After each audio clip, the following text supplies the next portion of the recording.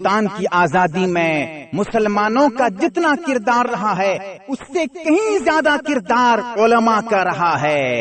آزادی ہند میں، ہندوستان کی آزادی میں علماء کی بڑی بڑی قربانیاں موجود ہیں، بڑی بڑی قربانیاں۔ آپ کتابوں کا مطالعہ کریں، دیکھیں کہ کتنی بڑی بڑی قربانیاں علماء نے دی ہے اس ہندوستان کو آزاد کرنے میں۔ ہندوستان کی آزادی میں آپ کو پتا ہوگا 1863 کی بات ہے۔ 1863 میں یہ اعلان کر دیا گیا، انگریزوں کی طرف سے یہ حکم جاری کر دیا گیا کہ کسی بھی عالم کو پکڑو تو فوراً قتل کر دو، فوراً پھانسی پہ لٹکا دو۔ یہ اعلان عام کر دیا گیا۔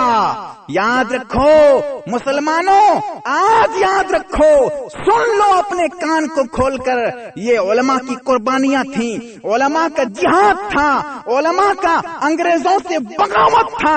انگریزوں نے مجبور ہو کر قتل عام کا اعلان کر دیا، کسی بھی عالم کو پکڑو تو فوراً قتل کر دو، فوراً اس کو نیست و نابود کر دو۔ یہ 1863 کی بات ہے، اور ایک انگریز لکھتا ہے اپنی کتاب میں، کسی ہندوستانی نے نہیں، انگریز نے لکھا ہے کہ دہلی کے اندر شاہی مسجد تھی، مسجد کے صحن میں 100 علماء کو پکڑ کر مسجد کے صحن میں عالم کو، علماء کو، ایک نہیں، دو نہیں، 10 نہیں، 20 نہیں، 100 علماء کو مسجد کے صحن میں پھانسی کے پھندے پہ لٹکا دیا جاتا تھا۔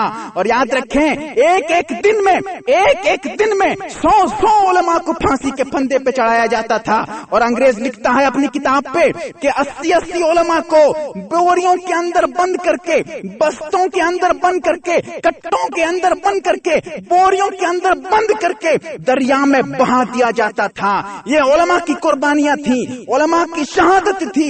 علماء نے انگریزوں کے سامنے اپنے گھٹنے نہیں ٹیکے، علماء نے اپنی جو ہے شان کو باقی رکھا، انگریز کے سامنے اپنی گردن نیچی نہیں کی، انگریزوں سے ڈٹ کے مقابلہ کیا، جام شہادت نوش فرما لیا۔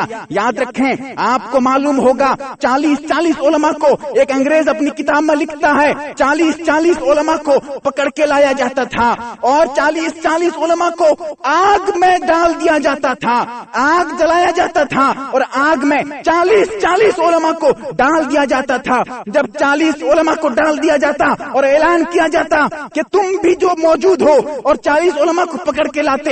یاد رکھیں تاریخ گواہ ہے، انگریز نے خود لکھا ہے، یہ بات کسی اور نے نہیں، انگریز نے یہ اقرار کیا، لکھا ہے اپنی کتاب میں علماء کی قربانی کے بارے میں کہ 40 علماء کو پکڑ کے لاتے اور سیدھا آگ میں ڈال دیتے تھے، اور یہ کہتے تھے کہ 40 کو اور پکڑ کے لاؤ، اور 40 علماء کو پکڑ کے لاتے، اور یہ پوچھتے جو 1857 کی جو لڑائی تھی، 1857 میں جو علماء نے ہندوستان کو آزادی کرنے میں، ہندوستان کی آزادی میں جو جہاد میں شریک ہوئے تھے، ان کو پکڑ کے لاتے ہیں، کہتے ہیں کہ تم ایک بار کہہ دو 1857 کی لڑائی میں تم شامل نہیں تھے۔ علماء سے پوچھتے ہیں، 40 علماء کو ڈالتے ہیں، پھر 40 کو پکڑ کے لاتے ہیں، کہتے ہیں کہ تم صرف ایک بار کہہ دو 1857 کے جہاد میں تم شامل نہیں تھے، ہمارے خلاف تم نہیں تھے، ایک بار کہہ دو تمہیں چھوڑ دیا جائے گا۔ لیکن وہ علماء اپنی جان جمر کر دیتے ہیں، جام شہادت نوش کر لیتے ہیں، اور یہ انگریز گورا فوراً اسے پکڑتے ہیں، 40 علماء کو پھر ڈال دیتے ہیں، پھر سے 40 علماء کو پکڑ کے لاتے ہیں، پھر کہتے ہیں تم ایک بار کہہ دو کہ تم نے 1857 کی لڑائی میں تم نے شرکت نہیں کی تھی، 1857 کی لڑائی میں تم ہمارے خلاف نہیں آئے تھے، ہم تمہیں چھوڑ دیں گے۔ پھر وہ علماء کہتے ہیں نہیں، ہم اس جہاد میں شامل تھے، ہم تمہارے خلاف تھے، پھر 40 کو ڈال دیا جاتا ہے۔ علماء کی اتنی بڑی بڑی قربانیاں ہندوستان کی آزادی میں کون بھلا سکتا ہے؟ یاد رکھیں بڑے بڑے علماء نے انگریز کے خلاف جہاد کا فتویٰ دیا۔ ان میں سے ایک بات آپ کو تذکرہ کرتا ہوں، 1857 کی بات ہے، 1857 کی لڑائی کی بات سامنے آئی ہے۔ میں آپ کو ایک قصہ بتاتا ہوں، ایک واقعہ بتاتا ہوں۔ لڑائی میں احمد اللہ شاہ مدراسی جو بہت بڑے عالم تھے، انہیں پکڑ کے انگریز کے سامنے لایا جاتا ہے۔